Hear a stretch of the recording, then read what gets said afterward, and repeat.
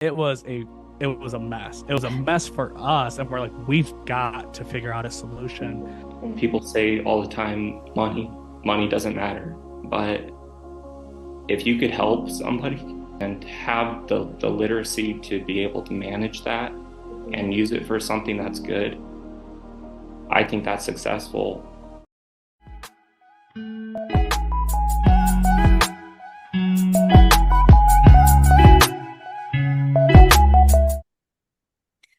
All right, so today I am super excited about these two guests. One of them actually has been in my ecosystem for a lot longer than I knew until probably about a year ago, maybe 2 years ago. I don't remember exactly the date, but one of the businesses I have organized and scaled is the Real Estate Guys radio show, which is most well known for teaching people how to invest in real estate and raise capital. And he was listening to the show. That's how he got started in investing. And he's gone on to build a successful real estate capital raising business and a few other things that he is launching, which has brought him into partnership with an integrator who is helping make all of the good stuff under the hood happen. So I'm excited about these two guests, and I am eager to dive into how they stormed and formed their relationship and all the exciting things they're up to now. So Dallon and Paul, welcome. I'm excited to have you here. Thank you. Thanks a lot, Stacey. We're looking Especially forward to now it. that we have technology that's working. So we had a little hiccup with our tech, and now we are in a new room. But I want to hear y'all how you decided, how you met, how you decided to partner, and what that journey looked like. Yeah, so Paul and I, we've been working together probably about 2 years now, I'd say, but we've known each other for a lot longer than that. And our lives in a weird way kind of kept crossing paths before we decided to partner up. For example, my wife and I, we attended a small junior college in Eastern Arizona where we were attending a class to get our nursing degrees, and we actually took a class with Paul's now wife. So we met her, we knew her before we knew Paul. And then when Paul started attending the college, they started dating, they got married, being newlyweds and trying just to put food on the table and survive as a newly married college students. We both ended up getting a job at the same manufacturing shop doing granite countertops and cultured marble shower surrounds. And so we kind of crossed paths there for a little bit. And when they had their first kid, my wife is a labor and delivery nurse. She was actually the nurse that took care of Paul and his wife when they had their Mhm. first kid.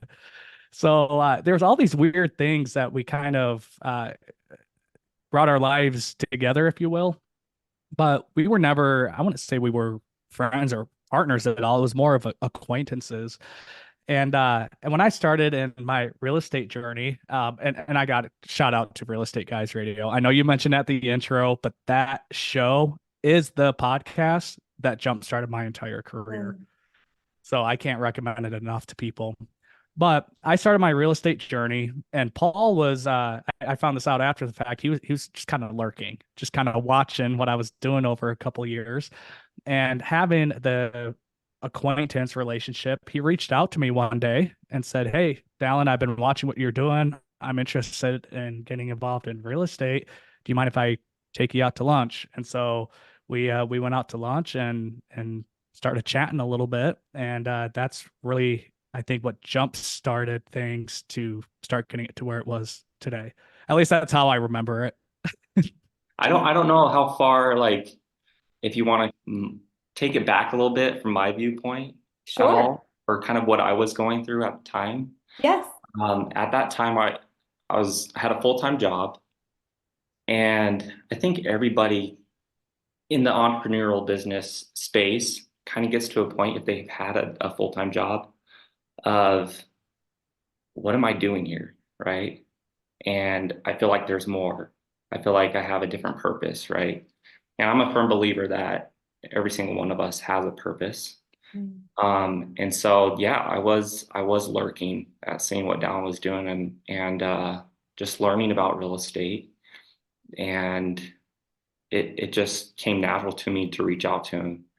And I don't know why or the reasoning why, but I knew that I needed to make some changes and just to learn, right? Yeah. And so that's the reason why I reached out. Something that I have found in all of the different businesses that I have scaled and in my own experience, having a partnership with somebody you trust is one of the foundational pillars to making anything happen.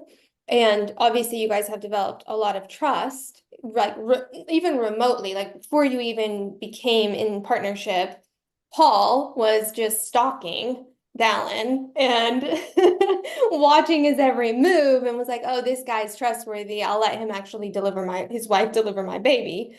And so you guys have this trust that for me has changed so many businesses. It's helped me scale a lot of businesses is trust. And then Paul, what you said is also another thing that I think is so critical. I call it having your eyes closed reason for doing eyes open things.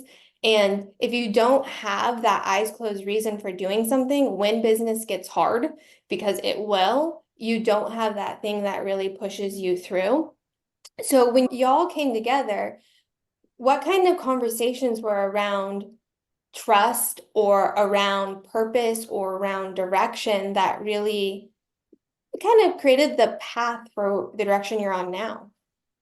So after that initial lunch, at that point, I was hosting a meetup here in the state of Arizona, and we grew it to be the largest monthly gathering in Arizona, focused exclusively on apartment investing. So after that initial lunch, Paul kept attending every month. He'd attend, and we started chatting a little bit more. And he actually started partnering with a couple other people he met within that meetup space, which was really cool. And so still at this point, like we had that interaction, we were talking, but we still weren't partners. And there was at one point, again, we agreed, decided to go out to lunch. This was, I don't know, maybe a year later or so, just to chat, catch up, see what's new.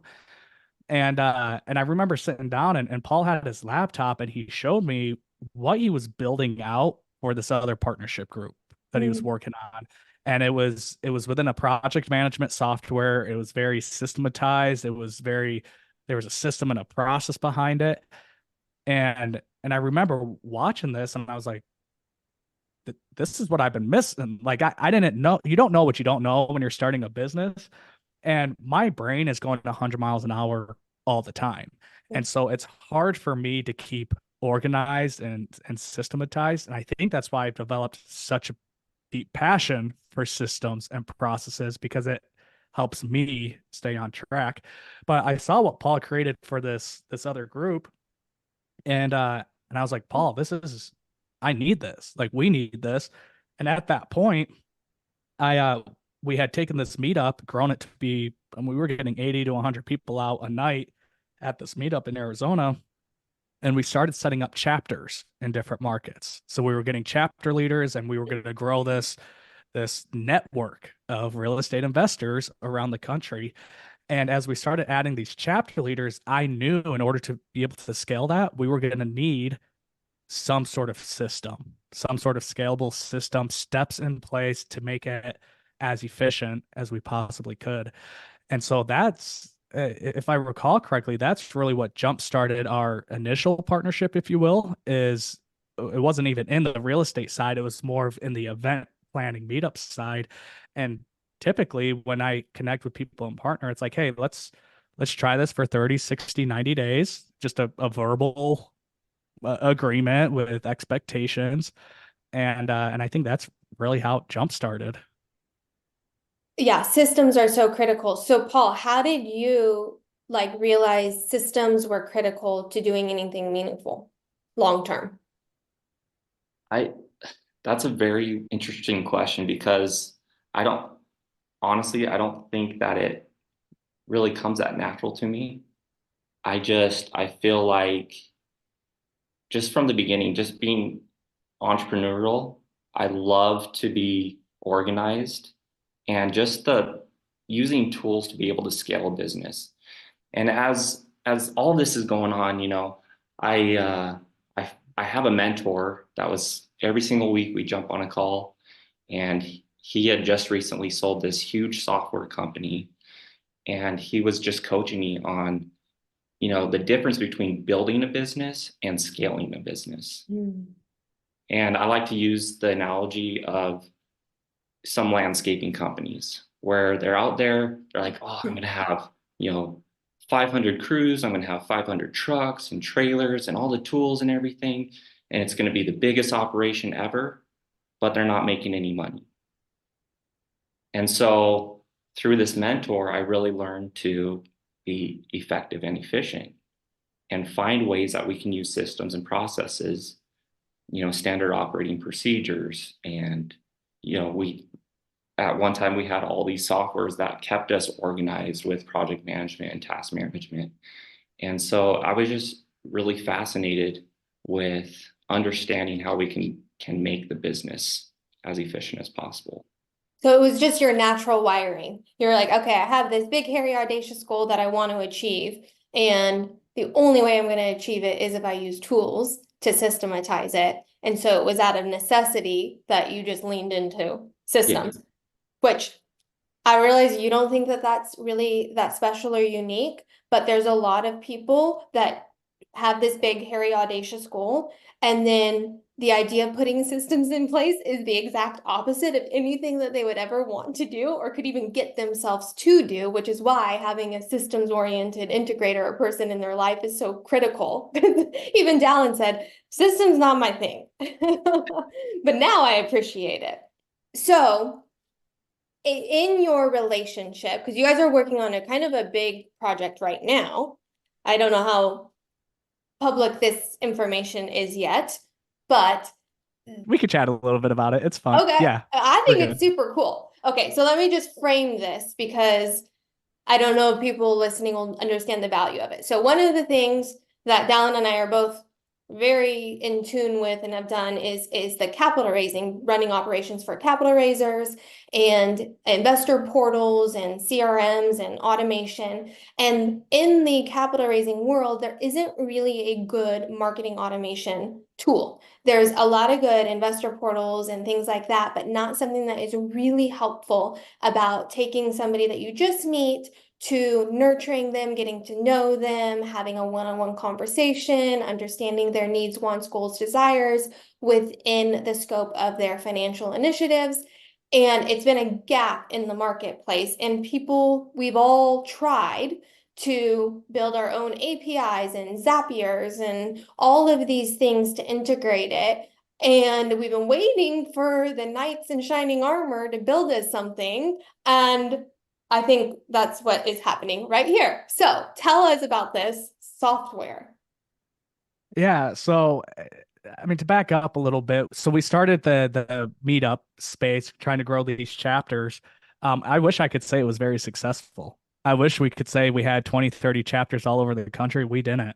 Yeah. We got up to, I think, in 5 different markets, and we pushed it hard for about a year, and it just wasn't taking off. It wasn't working. We were struggling even with these systems and processes and stuff in place. So we had to pivot away from that.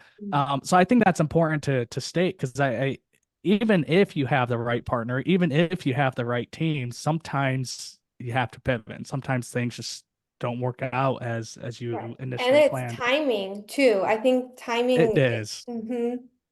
Yeah, I think timing's a big part of it. So as we were going through that process, naturally it made sense to bring Paul on and help out on the real estate investing side of things. Because at this point, we had been working together for 6 months to a year. You talked a lot about trust, Stacy. That's something that you're not going to go to an event, meet somebody that night, and decide to partner up with them the next day. At least you shouldn't. I Right. mean, you'd be crazy to. And so building trust takes time. And Mhm. over that time, Paul and I really recognized how we complemented each other.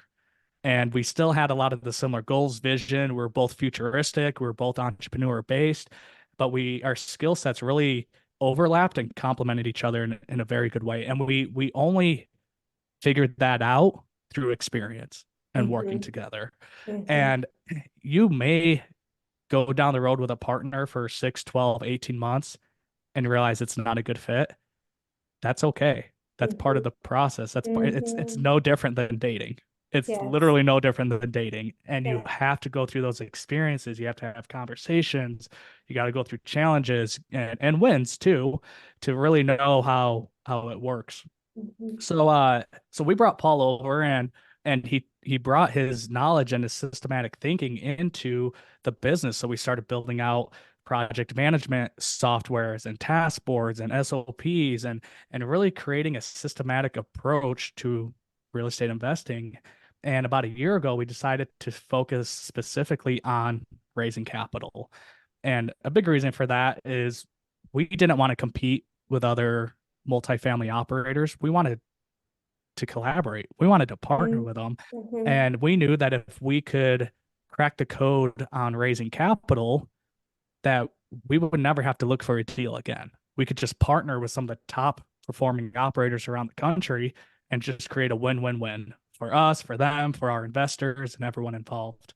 So when we made that pivot, that's when we really started recognizing that there was something missing. Now, we had an investment management portal that we were already sending investors to, and it worked great if they were ready to invest. Mhm. And this is where the drop off happened, because if they weren't hot leads and they weren't ready to invest, if they were warm or cold leads, we didn't have a good nurturing system to warm them up to become hopefully hot leads in the near future.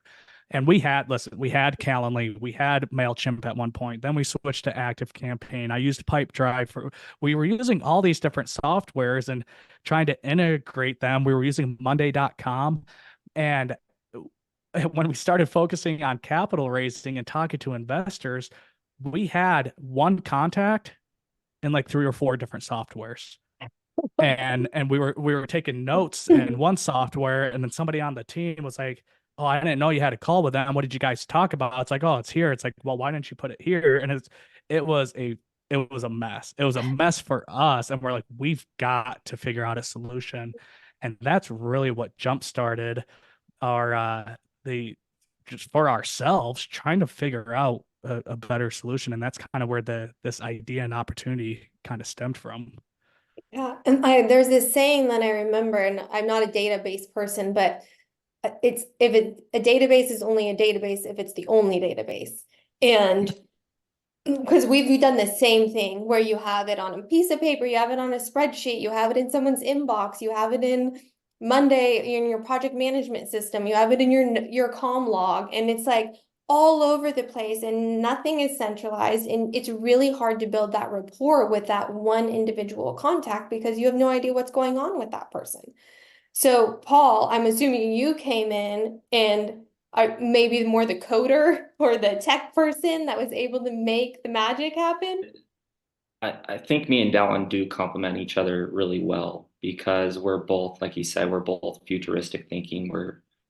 I do consider myself slightly visionary, but Dallon's more of the person that's like, hey, can we do this? Or hey, can you look into that? I'm like, yeah, like I'm a go-getter. Let's do it, right? Let's figure it out. I want to make this happen. And so we were getting to a point with all these different softwares, especially, so we were using Monday.com as task management, project management, investor relations, like a CRM. And what was happening is we had all these forms and ads and whatever else out there, but Monday didn't catch duplicates. So we were getting duplicate, entries and everything like that. And so we had learned about this platform that pretty much had everything that we needed to just start customizing and make it our own to work for us. And that's definitely a learning curve. Like it took several months to try it out, figure out if it's going to work for our business and our company. And we set a date to say, okay, by this date, let's make a decision, you know? And so my role was just really testing it out, building out some of our systems that we've already had, but in one centralized location. So I want to dive into that more into the tool because I think that it's super cool, but also into just the journey because I built personally an ACT database, an access database. When I built the first database for the real estate guys, we built ACT, and I don't even know if ACT is still around. But you could that time you could pay $200 for unlimited tech support, and I swear I spent 4 hours a day on with tech support. They totally lost money on me. But I learned a lot about like the under the hood parts of the database and getting the workflows and the if-then scenarios just right. And what you guys are doing is customizing that something that's already built, which is great because we're just making it a little bit better and tailored to a specific avatar, being a capital raiser syndicator before they get fed into the investor portal. But that journey of just trial and error, I think a lot of entrepreneurs want to circumvent that process because we want our I's dotted and our T's crossed, and we want all of our ducks in a row, and we want everything to be perfect. And that is the opposite of business. It's messy, it doesn't go as planned, it's imperfect, and sometimes it's embarrassing. So I love that you guys went through that journey, and I know, Dallon, you're a recovering perfectionist too. So how did you guys go through that to get it to where it's at now? Um, I'll be honest, and I don't know if Paul will agree with this. If we knew how much work was going to go into this, we probably wouldn't have even started. I'm being completely honest, and but it's like we've reached that point of no return is part of it, but also we knew that the benefit and the reward was going to outweigh any of the short term stress and pain that we were going through. Because Paul and we're not tech guys. I don't have a computer brain. That's why I invested in real estate. I could see it and I could touch it. Like I'm a very tangible person, and this whole idea of coding and software and stuff, but still blows my mind. But I always had this interest in software because I could see the economies of scale and the benefit of it. And we just happened to stumble across this opportunity where it synergistically worked within our real estate business as well. And this tool that we're using, anyone can sign up for it, but it's a blank canvas. Like it's a blank canvas, and you pretty much have to create everything from scratch.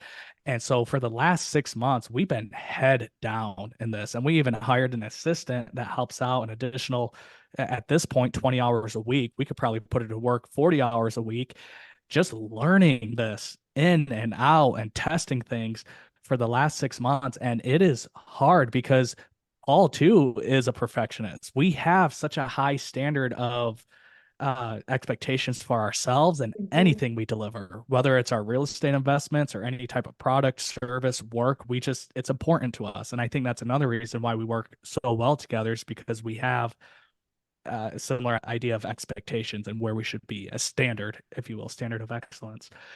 But what we realized through going through this process is it is messy, and we'll design something and we think it's like, oh man, look at this. We like nerd out about it. We're like, this is so awesome. Nobody has it.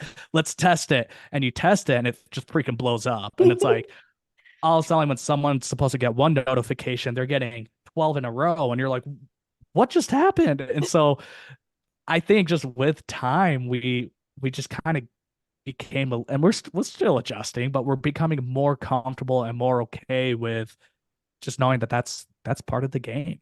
And so trying to really segment it, work on little pieces at a time, and having the overall plan in place and say, okay, this week let's focus on this, next week let's focus on this, and they each build upon each other. I think that has really helped keep us keep the ball moving forward and keeping us still wanting to keep pursuing this and doing it. Yeah, I find that sometimes those curveballs where you like had the way you wanted it to go, and then it doesn't go that way, 12 notifications are sent. But sometimes when it breaks, you figure out all these other aspects of the technology that you didn't know, and you're like, oh, now we can do that over here. I didn't want 12 notifications, but now that I know it can send 12 notifications, that would be great in this workflow. Has that happened as you guys have gone through? Oh yeah. I can still remember, some evenings where it's just like we're planning on sending out this email or we set up a webinar registration or something like that. And it just completely goes a different direction. And talk about stress. Like trying to keep the kids off and Yeah. I gotta fix this before more people sign up. And it is very stressful. But like Dallon said, is when we're planning out some automations or workflows like this, I have a hard time because I'm thinking about all the intricacies and okay, how's this work? How's this work? What's the next step? I'm thinking like 2, 3 weeks down the road, and Dallin kind of wrangles me in, is like, dude, just focus on this one thing. Next week we'll figure it out. And so I think that's just so important to find a partner and have a team that has those different strengths Mhm. but that definitely complement each other because I need to know the moving parts for it to be worked right. Mhm. But I can't focus too far that I lose focus on what just needs to happen right now. So I think that is one of the most important things when trying to find a partnership. Yeah, my sister is my integrator, and when you're talking like this, there's been times where she's called me stressed about something, and I'm like, well, Steph, we're just gonna do the next right thing. Like whatever the next option is, we're gonna do. And we're just gonna figure it out as we go. And we joke that I am fire and then aim, and she's like aim, aim, aim, aim, aim, and I'm just go, go, go. And so sometimes I'll call her and I'm like, I fired too soon. She's like, that's okay. I'll just come behind you and clean it all up. And I'm like, okay, great. So that dynamic of strengths and weaknesses, and then just the knowing that the other person just really has your back. And even if all the webinar registrations don't come through, or one time we had a funnel that left the credit card in test mode. And so $30,000 of orders came through, but it was in test mode. So none of the credit cards were actually processed. I know. So if y'all haven't had that experience yet, then Nope. We've had that with campaigns. We've had that with like marketing campaigns, but not with credit card orders. But I'm glad you brought that up. So, Paul, we need to take note of that because when we launch this, by the time this airs, we may have already had our soft launch. But I could 100% see that happening because we're Yeah. so focused on having the product ready to go, you just forget to toggle it Yes, to the you just publish forget to mode. toggle it. And what we do actually is we go toggle it on now in our process, and we literally put through an order with a credit card. The entire process, it charges our credit card, and we know that the funnel is working before we open it up because it was a $30,000 mistake. Oh, Oh yeah. man. So stress, managing stress, that is a thing. How do you guys do that for each other or even just independently within yourselves? One thing that I think Paul and I appreciated about each other too is like even though yes, I lean more towards a visionary role and yes, he leans more towards the integrator role, we are both very involved for this in the software, for example, we are both very involved in there. And so if Paul's tied up with family things, Mm, or he's got something else taking his time, he'll be like, "Hey, Dallin, can you go in and do XYZ?" And I said, "Yep, no problem," because I'm in there just as much as he is. And so even though we kind of have our separate roles, we are still very much working together and very familiar with this application so that either one of us can get in there and do what needs to get done in a pinch. So I think that's one thing that's really helped out a lot in managing stress is that we've been able to mm, delegate and we understand. So I got 4 little kids between the ages of 9 months and 9 years. mm, Paul's getting ready to have his fifth kid. And so like life wise, like we are very similar And they're the age, same family age. size. Yeah. Yeah, same age kids. So like I think there's a lot of just organic empathy and understanding because Yeah. we're at this same point in our lives. And so I think that helps out a lot.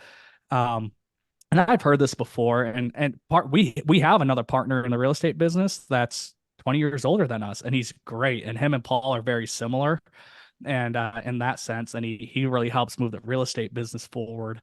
But his oldest kid is he's got three kids, and his youngest is about to leave the house. And here I am with four little kids. Paul has five, but we're at different points in our lives, and sometimes in a partnership that could create conflict because when you're a young parent with a bunch of kids, they consume a lot of your time. So when you're trying to manage family expectations and business expectations, it could be very difficult if you and your partner aren't truly seeing eye to eye. Yeah. So I think that's one thing that really helps Paul and I too is that we're at similar points in our life where we understand. If he's like, "Hey, I gotta spend time with the family tonight," I'm like, "Yeah, do that because we need our wife's support if we're gonna keep moving this Doing forward." this, yeah. I Yeah, think a lot of times, a lot of entrepreneurs, and sounds like you guys are in the thick of it, when you're in a launch or a build phase, we tend to obsess about it. We're thinking about it all the time. It's hard for us to go to sleep. We're thinking about it. And so even when you're with your family, they're like, "Are you hearing anything I'm saying right now?" And you're like, "No, sorry, I was just coding in the back of my head the workflow." And they're like looking at you like you're Looney Tunes. So I do think my sister and I have the same dynamic you have too. Is like, "Hey, I was just writing copy, but I couldn't finish because I had to jump out and do this. Can you finish? Can you jump back in and do it?" And it's like, "Yeah, no problem. I'll jump back in and handle it." And I think when you're in the thick of the build phase, yeah. And then once you are able to get out of that and then you delegate and elevate, like you talked about, that is a turning point where you're not burning the candle at both ends, you're not grinding, and you're able to get that support. So I know you guys have hired one person, so you're slowly moving in the direction of having that life harmony again. I don't like the word balance because I feel like it's impossible to achieve, but harmony. I would agree with that. I think that it goes back to trust Mhm. because both Dallon and I can trust each other that if we could work 24/7 on this as hard as we can and bust our butts, we would be. Mhm. So if there's ever a moment where it's like, dude, I gotta spend time with the family or I gotta take the day off and go do something, like we know that it's serious. Yeah. So it really goes back to that trust. Like we both have the drive and determination to make this successful, and we're gonna do everything that we can to do that. So if something does come up, definitely it's understanding. Have you all read the book Trust by Dr. Henry Cloud? I haven't. Highly, highly, highly, highly, highly. I cannot recommend it high enough. I had always said that the number one core value for our companies was to build high trust. And I always referenced Stephen Covey's book, Speed of Trust, like you trust people on their character and their competency, which that is very, very valid. And that served me for a long time. And then I read the book Trust, which has exactly how you build it and how you mend it.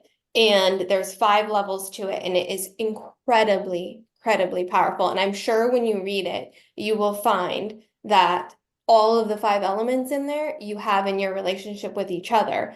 Because when I read it, I found like, oh, no wonder why I'm bonded so strongly with this one person is because I completely 100%, zero doubt in my mind, trust them, not just logically, but emotionally and viscerally and in practicality. And so highly recommend that book. I just added it to my Audible. Perfect. He's the one who wrote the book Boundaries. Have you Okay. heard of that? I've heard of it, haven't read it. Okay, yes. I'm an avid reader. So, all right, I know we're butting up on time, so I have 2 other questions. One is, how do you all define success?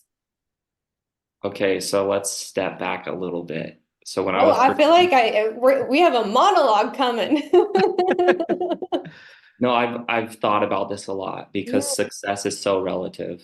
So when been talking to Dallon, a few years ago, I was telling my wife, I feel like I just want to be successful. I want to be rich. I want to be successful. And she just got so sick and tired of me talking about real estate and talking about all these books I'm reading and talking about all these podcasts I'm listening to. I'm going through this transformation, right? And she goes, "Well, is that gonna make you happy? Like all that money, all that success, like what does that even mean to you?" I was like, "You kind of have a point." So I took a good day or two just thinking about what does that mean to me? Like why? And back when I was little, like 8 or 9, my parents got divorced and we were homeless, bankrupt, the whole 9 yards. And there was a gentleman that we knew that was very successful. He had the finances, he had the just financial literacy, and he helped us out. And as I was thinking about what success is, that's that's what success is. And and so I told her I want to, sorry, You're good. I told her I want to be like him Mm.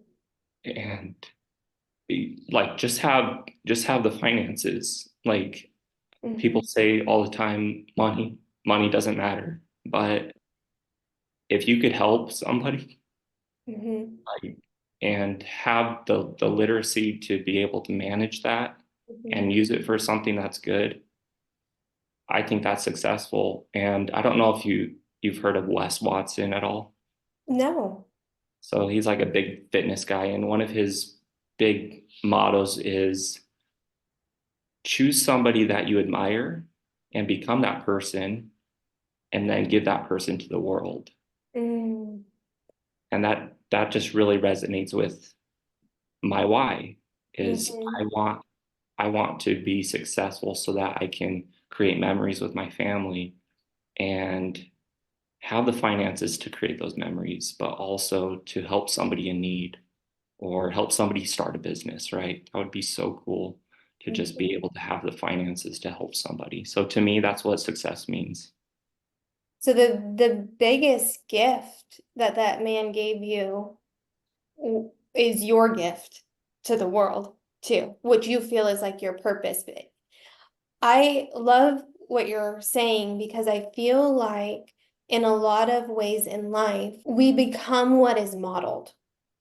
And he modeled for you generosity, but he also modeled for you hard work and discipline and inner congruence and the right priorities. So he wasn't off, maybe he was having yachts and private jets and all of that, but he also had his head and his heart were on earth. Like he understood humanity. And I think when you do achieve financial success, sometimes we have a huge gap between the financial success and humanity. And he didn't forget his humanity, which it sounds so beautiful to hear you say that because it resonated with the 8-year-old you or the 10-year-old you that needed a man to model that. So you had a hero to become, and then you worked every day to become that hero, which is beautiful. Dallon, you don't have to cry. I think what Paul just shared with us in this moment really hits the nail on the head on how personal success really is for each one of us. And I remember when I started my real estate investing journey, I had connected with a very successful real estate broker, one of the largest ones in Arizona. A dude I looked up to. He was an Energizer bunny, just nonstop, knew everyone, had all this wealth that like and I remember sitting down at lunch with him one day and we're like, Leroy, like it's incredible how successful you've been. And he's like, guys, success is all relative and I'm relatively unsuccessful. And this blew my mind because this man had this very successful brokerage and on top of that, personally owned about $30 million worth of real estate himself. Himself, not syndicated, not like that was his Yeah. net worth. And I'm like, what is this dude smoking? Like, he's relatively unsuccessful, but then he followed up by sharing with us that one of his good buddies just sold his business for $1 billion with a B. So the way we're looking up to this gentleman, he's Mhm. looking at his friend that's probably the same age that just Mhm. sold his business for $1 billion. And so that's where his comment came from. Like, success is all relative, and I'm relatively unsuccessful. And I think as you start any entrepreneur, I think that's a question you ask yourself a lot, Yeah. because you kind of have to, because you're like, why do I keep beating myself up going through this stuff? Like, for what? Like, what? Why we want to be successful? What does that look like? And with time, again, success is very personal and individual. So I think you need to, that's time you need to spend alone to figure out what that really means, dig deep. Yeah. For me, it's truthfully getting my time back. Yeah. Like, I want my time. And one thing that I absolutely love doing with my family is traveling. I love traveling. I love going to different countries, meeting new cultures. I'm a very religious person. I believe that this earth and this world was created by God. And I truly feel like I would be doing a disservice by not experiencing everything this world has to offer through travel, experiencing different countries, cultures, and just giving that experience and that exposure to my kids. So when I Mhm. think about success, yes, it's getting time back, but to travel at the extent and the level that I want, it's gonna have to require some money as well. And on top of this, as I think about it, Gino Wickman, incredible author, Mhm. incredible man. That's a lot of people are probably familiar with his EOS system. He has a quote, and he says that your ability to succeed is directly proportionate to your ability to solve problems. So on a more personal level, when I have to gauge myself to feel like if I'm being successful or if I've had a productive day, as much as problems suck, and we're going through them, like trying to launch a software and stuff, but problems mean you're in the path of progress, so it's good. Mhm. So don't get upset, like welcome it and appreciate it. But when I try to gauge myself on, hey, was today a successful day or was this a successful month, I've naturally found myself reflecting on what problems did I solve Mm. this month or this week. And I've noticed that the more problems I solve, the more productive, the more successful I feel. And and a big part of that, a byproduct of that, is because I'm making an impact and making life easier for someone else in some way. And that really plays into something that's really important for me going through some personality assessments is I want to make an impact. I want to make a difference in people's lives. And for me, I've found that I've been able to do that in some sort of degree and capacity through real estate Mhm. investing. Mhm. Wow. I didn't expect such vulnerable answers, and I love it. There's a scripture that says to love your neighbor as yourself. And I think we often get it wrong because we love others at the expense of ourselves. And what you guys are both saying is you're learning how to love yourself, to learn to do the things that really create the inner congruence in you that inspires you, that then allows you to gift that to the people around you.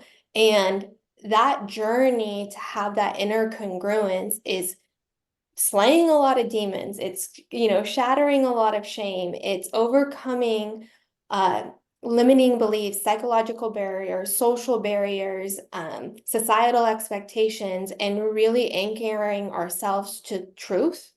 And then taking that truth and integrating it into our eyes open world in our businesses, in our systems, in our execution, in our teams, in our families, and showing up and gifting that to them. So I'm so honored that you both are doing that in your everyday life and also bringing it into the business world, because I think for a while those two things have been separate. And I love the alignment of it being integrated, because I really don't think that you can have a successful business unless you've mastered yourself. And business is usually the thing that creates the money, real estate business, software business that creates the money that is needed. So it's all intertwined, but it also starts with oneself. So such a beautiful journey. If people want to get connected with y'all and follow your software journey or follow your spiritual journeys or follow your growth journeys, where can they connect with you? Yeah, I guess you can just follow me on Instagram, honestly. It's Paul J. Kartchner, and you can follow me there. And to be honest, I'm probably most active on Facebook and LinkedIn. But actually, these past 40 days, Paul and I did a 30-day challenge, social Oh, media fast, where we weren't on, and life has been way great. better. Life has been great. So listen, honestly, if you want to get in contact with me, send me an email, and Mhm. that's Dallon at Rev Equity Group, REV equitygroup.com. In regards to our software that we're going to be launching, yeah, just connect with us. Connect with us via email. I don't know where we'll be at by the time this releases, so I'm hesitant to give out too much information, but it's really set up in a way to help other people like us raise capital on autopilot. Mhm. And it's going to automate a lot of that front end of the work and get a lot of those touches in that we all know we need to be doing with our investors, but we're not because we don't have the capacity or the time. Yeah. So yeah, connect with us on any social media platform. You can email me down at revequitygroup.com, and happy to answer any questions people have. Awesome. And I have seen under the hood of the software and I'm excited about it too. We're going to do a deeper dive. Thank you both again for being on. I will be cheering for all of your efforts over the next year as you put out all this goodness into the world. Thank you. Thanks Yes, a thank lot, Stacy. It's you. been a pleasure.